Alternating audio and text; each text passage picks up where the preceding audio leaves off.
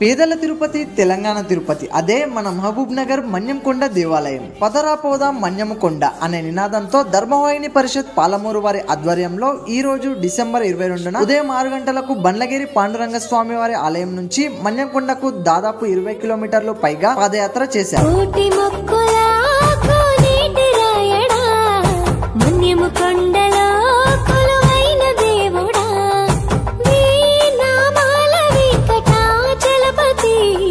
మహబూబ్ నగర్ చేసావు మరో తిరుపతి, మనసుల నిండా మన్యమకొండ, నీ రూపు నిండే గుండెల నిండా, మనసుల నిండా మన్యమకొండ, నీ రూపు నిండే గుండెల నిండా.